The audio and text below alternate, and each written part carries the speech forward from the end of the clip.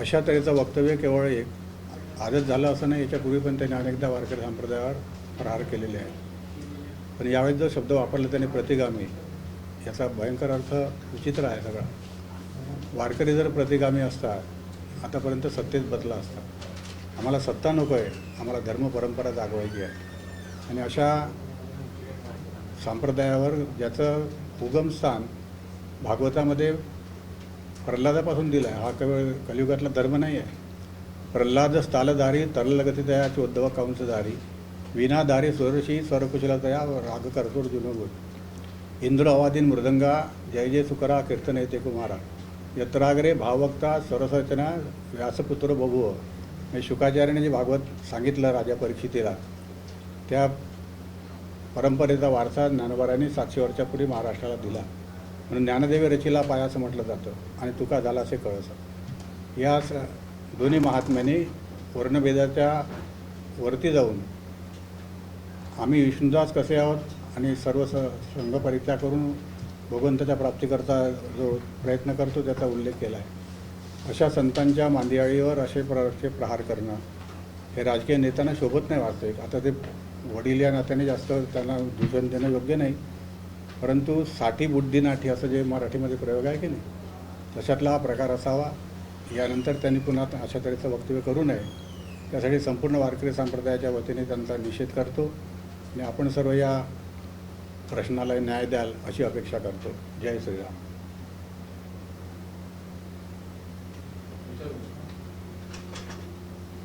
शरद पवार मध्यंतरी असं म्हणाले होते की वारकरी संप्रदायामध्ये उजव्या विचारसरणीचे लोक घुसलेले आहेत. या वक्तव्याकडे तुम्ही करतो पडलं ठीक आहे. प्रश्न विचारला त्यांनी काय? शरद पवारांनी उजव्या विचारसरणीचे लोक घुसलेले. शरद पवारांनी मध्यंतरी असं म्हटलं होतं की वारकरी संप्रदायात उजव्या विचारसरणीच्या लोकांची जास्त भरणा झालेला आहे. तर वारकरी संप्रदाय हा कुठला उजव्या डावा कुठल्या विचारसरणीचा नसतो. तुमच्या याच्यावर काय प्रतिक्रिया आहे? अशा काही प्रतिक्रिया? काही लोकांना असं बोलण्याची सवय असते, त्यांची ती सवय आहे, त्या सवयीप्रमाणे ते बोलले. पण मध्यमांश खाणाऱ्या व्यक्तीने वारकरी संप्रदायाविषयी असं काही बोलावं हे अत्यंत निषिद्ध आहे. त्यांनी जे पुस्तक लिहिलं त्या पुस्तकामध्ये ते त्यांनी लिखाण करून हे वक्तव्य केलेलं आहे. पुस्तकात काही लिहिलं जातं ताई, जे लिहिलं ते सत्य असं थोडी होतं. काही त्यांना प्रमाण द्या ना काहीतरी. काय आतापर्यंत एका तरी संतांनी असा जातीभेद वाढवला. वर्णाश्रम धर्माचं पालन करत संतांनी संपूर्ण जाती एकत्र करण्याचा प्रयत्न केला. आम्ही विष्णुदास तैसे न हो याप्रमाणे महाराजांचे अनेक अभंग आहे. तुम्ही कशा करता इथे आले असा जेव्हा प्रश्न त्यांना विचारला तर धर्मरक्षा वयासाठी करण्यासाठी आम्हासी वाचे बोलू वेदनेती करू संती केले ते. धर्माच्या करता आम्ही अवतरलो आहे आणि धर्माचं रक्षण करणं आमचा धर्म आहे. अशा तऱ्हेचे महाराजांचे कितीतरी अभंग आहेत. धर्माचे पालन करणे पाखंड खंडन, हे पाखंडाचं जे मत व्यक्त केलं याचं खंडन करा असं महाराजांनीच आम्हाला आदेश देऊन ठेवला आधीपासून. आणि घुसखोरी खूप वर्षापासून सुरू आहे असंही त्यांचं मत आहे. आता त्यांचा हा शोध आहे, त्यांना कधी कसा लागला आम्हाला कल्पना नाही त्याची. पण अशा तऱ्हेचं काही घडलेलं नाही आहे. घुसखोरी हा शब्दच इतका दुर्दैवी शब्द आहे वारकरी संप्रदायाकरता. आम्ही घुसखोरी करतो पण पांडुरंगा करता करतो, मंदिरात जाण्याकरता करतो, समाजामध्ये तेढ निर्माण करण्याकरता करत नाही. विष्णुमय जग वैष्णवांचा धर्म, भेदाभेद भ्रम अमंगळ हे महाराजांचं प्रमाण आहे. अशा तऱ्हेचा भेदाभेद करण्याचा संतांचा कोणाचाही उद्देश नव्हता, तो नाही आहे आणि पुढे राहणार नाही. पण वारकरी संप्रदायाचं जे भव्य रूप आहे ते काही लोकांना सहन होत नाही, त्यामुळे अशा तऱ्हेचे उद्गार ते काढत असतात. ज्याप्रमाणे वारकरी संप्रदायाच्या वोट ठेवल्या गेलं की घुसखोरी झालेली आहे, तर शरद पवारांच्या वक्तव्यावरती तुमची भूमिका काय होती? त्याचा निषेधच करतो ना आम्ही, पण वयोमानाप्रमाणे कोणालाही कठोर बोलू नये. सत्यम ब्रुयात प्रियम ब्रुयात असं वेदवचन आहे. खरं बोला आणि ते प्रिय असेल असं बोला. म्हणून 84 वर्षाच्या व्यक्तीने अशा तऱ्हेचे वक्तव्य करू नये अशी त्यांना आम्ही एक प्रकारे सूचना देतो आहे. जर हे थांबलं नाही तर आम्हाला मोठ्या आंदोलनाचा पर्याय राहणार नाही शेवटी केल्याशिवाय. शरद पवार स्वतःला नास्तिक असं समोरचा, देवावर विश्वास नाही आणि वारकरी संप्रदाय देवाच्या अस्तित्वावर विश्वास ठेवतो, तरी शरद पवार देवावर विश्वास न ठेवणारे स्वतःला संबोधतात आणि वारकऱ्यांबद्दल असं वक्तव्य करतात. त्यांचं जे काही मत आहे हे संपूर्ण जगजाहीर आहे आधीपासून. हा आजचाच प्रश्न नाही, याच्यापूर्वी पण त्यांनी अनेकदा संप्रदायावर वार करण्याचा प्रयत्न केला आहे. परंतु ते सर्व हल्ले संप्रदायाने परतवून लावले. आता जे 20 जणांची लिस्ट ते त्यांनी सादर केली आहे त्यामध्ये एवढे परमपवित्र जीवन जगणारे महात्मे आहेत. स्वामी गोविंददेव गिरीजी, चंद्रशेखर महाराज देगलूरकर, वास्कर, औसेकर, ही सगळी परंपरा पाळणारी आणि 14 पिढ्याची परंपरा आहे नाथांची, तुकोबांची, ज्ञानोबारायांची.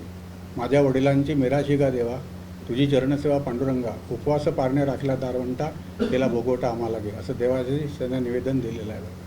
अशा महापुरुषांनी केलेल्या संप्रदायाच्या एकंदर शुद्ध आचरणाचा जर निषेध होत असेल तर यासारखी दुर्दैवी गोष्ट नाही कोणती.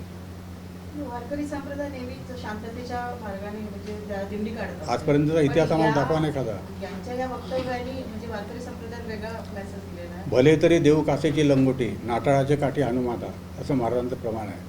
तुम्ही नाठाळ म्हणून जर आमची उपेक्षा कराल तर आम्ही तुम्हाला त्या पद्धतीने उत्तर देऊ, असं महाराज बोलले तुकोबाराय.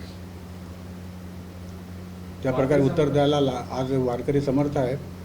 त्यांच्याजवळ ध्वज असतो, ध्वजाला वरती तो झेंडा असतो, तो काढला की ती काठी होऊन जाते. त्याचे प्रयोग करू नये अशी आमची सर्वांना विनंती आहे राजकारणाने. वारकरी संप्रदाय महाराष्ट्राचा सर्वदूर पसरला आहे. नामदेव महाराज पंजाबपर्यंत सगळ्या चाहता वर्ग आहे, नंतर भक्त संप्रदाय आहे, बाकी सगळ्या संतांचा राज्याच्या बाहेरही मोठ्या प्रमाणात भक्त संप्रदाय आहे. तर हे आंदोलन राज्याचे सगळं सर्वदूर केलं जाणार आहे. हा तर करावंच लागेल. जर तशी जर त्यांनी हे दिली तर. याच्यानंतर जर ते सावरले नाही तर पुढचा उपाय तो टप्पा काल पंढरपूरच्या बैठकीत ठरला आहे. आधी पोलिसांना निवेदन द्यायचं, अरेस्ट करायची, यांना हे करायची, अशी सगळी प्रक्रिया त्याची सुरू झाली आहे. आणि ॲडव्होकेट वास्कर हे सध्या त्या कामामध्ये लागलेले आहेत. विवेकानंद वास्करांचे चिरंजीव आहेत ते. वास्कर परंपरा मोठी परंपरा आहे, लाखो त्यांचे शिष्य आहेत. साधारणपणे 2-3 महिन्यांनी वारी सुरू होईल. म्हणजे तुकाराम महाराज आणि पालखी सोहळा सगळा सुरू होतो, त्यापूर्वी हे सगळं वातावरण बिघडण्याच्या दृष्टीने हे सगळे आरोप सुरू झाले असं वाटतं. मला असे 2 महिन्यानंतर 2-2.5 महिन्यानंतर वारीचं हो त्याच्यापूर्वीच ही भूमिका आहे त्यांची. आणि वारकऱ्यांना फोडावं या उद्देशाने सगळं चाललेलं आहे.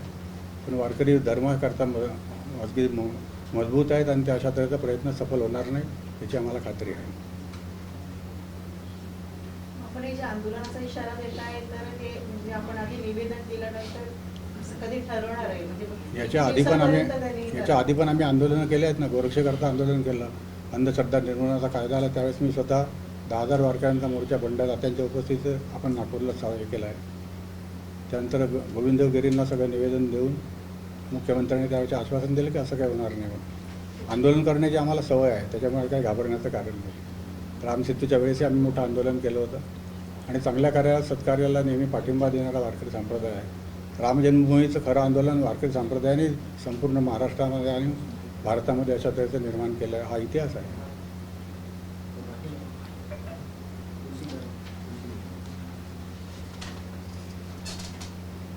नुकत्याच एक नागपुरामध्ये एक मानकापूर नाही, येतलं याच्याविषयी पहिलं याविषयी काही आपले अजून प्रश्न असतील तर नाही. विश्व हिंदू परिषद विदर्भ प्रांत म्हणून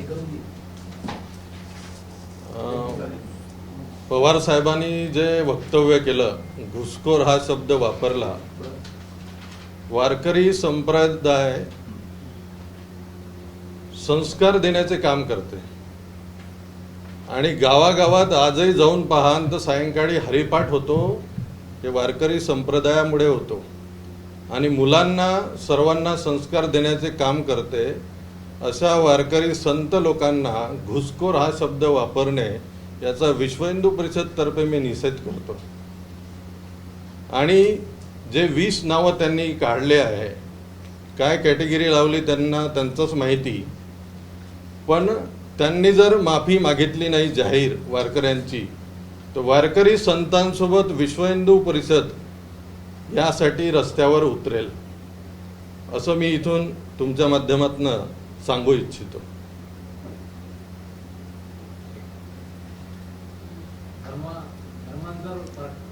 धर्मांतर प्रकरणाचं एक नागपूरमध्ये बातमी आली. नंतर त्याच्यावर कलम जे लावले ते BNS 72, 74, 78 हे सगळे विनयभंग आणि याचेच कलम आहे. IT ऍक्टचा कलम आहे. त्याच्यात कुठलंही धर्मांतर किंवा धार्मिक भावना दुखावण्याचं प्रकरण नाही आहे. तर हे प्रकरण धर्मांतराचं वाटतं का तुम्हाला? प्रकरण धर्मांतराचं आहे. आता पोलिसांमध्ये आहे आणि आम्ही पण वरिष्ठ पोलिसांची भेट घेतली आणि त्यांना असं म्हटलं तर ते म्हणाल सखोल चौकशी करून अजून आम्ही कलमा वाढवू शकतो. कोणते कलम वाढवणार आहे याच्यात? म्हणजे धर्मांतरांचा धर्मांतरणाचा चौकशीत जर आढळलं की धर्मांतरण झालं आहे तर त्यांच्यावरती कलम लागेल.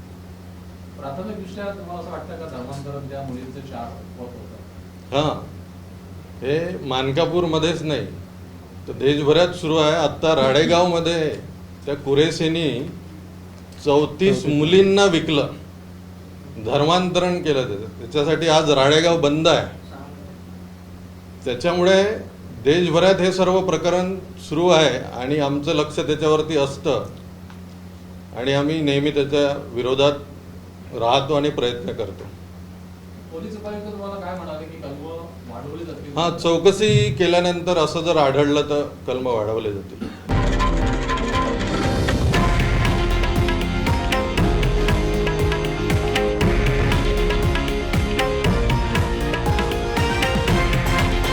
हे आहे देशातील नंबर 1 न्यूज नेटवर्क आणि आपण पाहत आहात TV9 मराठी, एकमेव.